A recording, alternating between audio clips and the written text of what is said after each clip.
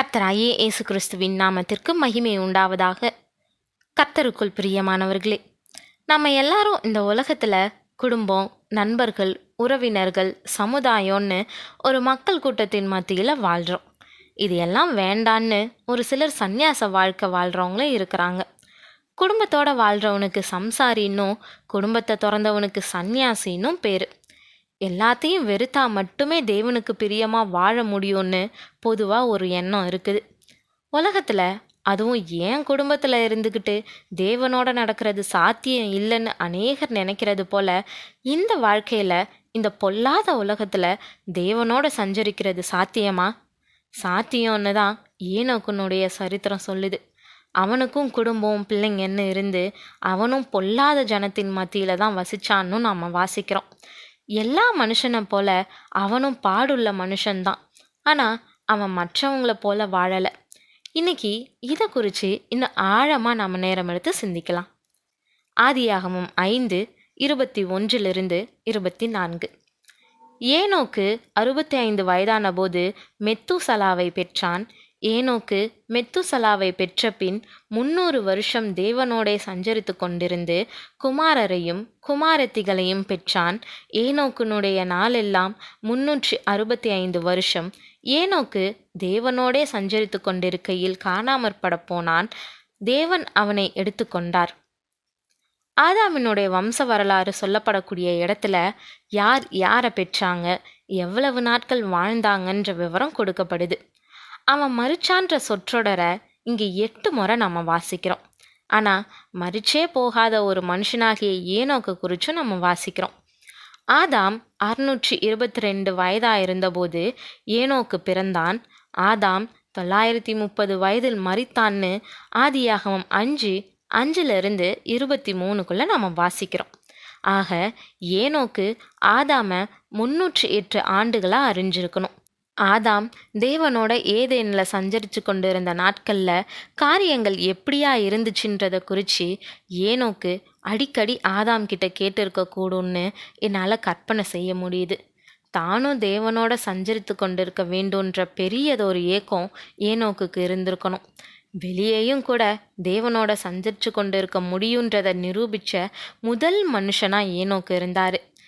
பாவம் உலகத்துக்குள்ளே வந்ததுக்கு பிறகும் கூட மனுஷனால் தேவனோட சஞ்சரித்து கொண்டு இருக்க முடியும். ஏனோக்கு தன்னுடைய வாழ்க்கையின் முதல் 65 ஆண்டுகள் தேவனற்ற மனுஷனாக ஒரு வேலை இருந்திருக்கலாம். ஆனால் 65 வயதானப்போ ஒரு மகனை பெற்று தெய்வீக வெளிப்பாட்டின் மூலமாக அவனுக்கு மெத்துசலான்னு பேரிட்டான். மெத்துசலான்னா அவன் மரிக்கும்போது ஜலப்பிரளயம் வரும்னு பொருள்படும்.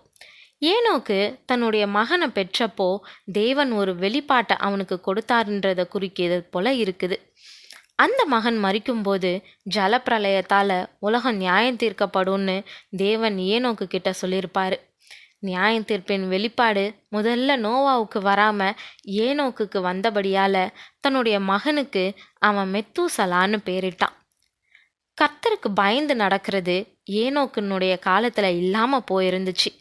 கர்த்தர் ஒருவர் இருக்கிறாருன்றதை மறந்த வாழ்க்கை அன்னைக்கு மலிஞ்சு விட்ட ஒன்றா இருந்த போதிலும் ஏனோக்கு உலகத்துக்கு ஒத்த வேஷம் தெரியாமல் தேவனுடைய நன்மையும் பிரியமும் பரிபூரணமான சித்தத்தை உணர்ந்ததுனால பயபக்தி உள்ளவனாக வாழ்ந்தான்.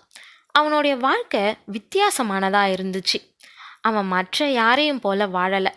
அப்படிப்பட்ட வாழ்வு நித்திய ஆக்கினையை பெறுன்றதுல தெளிவாக இருந்தான். தான் மட்டும் அப்படி வாழ்ந்தா போதாதுன்னு நினச்சி அந்த பயபக்தியை போதிச்சு வந்தான்.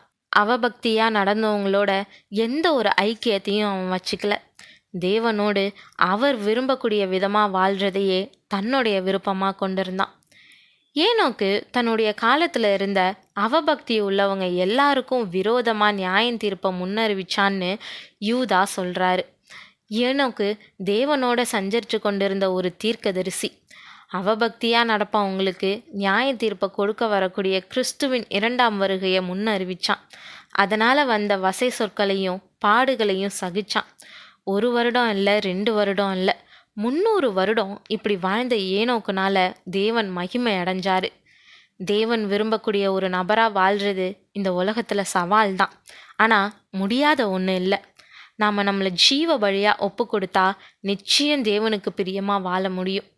இந்த உலகத்தால் கரைபடாதபடி நம்மை காத்துக்கொள்வதே பிதாவாகிய தேவனுக்கு முன்பாக மாசில்லாத சுத்தமான பக்தியாக இருக்கிறதுன்னு யாக்கோபு 1:27 நாம் வாசிக்கிறோம். உலகத்துக்காகவும் குடும்பத்துக்காகவும் தேவனுக்கு விரோதமாக வாழ்கிறவங்க தான் அதிகம் பேர். ஆனால் நீங்கள் எப்படியாப்பட்டவர்ன்றத இன்னைக்கு நிதானிக்க நேரம் எடுப்பீங்களா? உலகத்துக்காக தேவ உறவை இழக்காம அவரால் வாழுவோம், அவரோட வாழுவோம், அவருக்கா வாழ்வோம். தேவன் தாமே கிருபையும் தயையும் செய்வாராக. ஆமென்.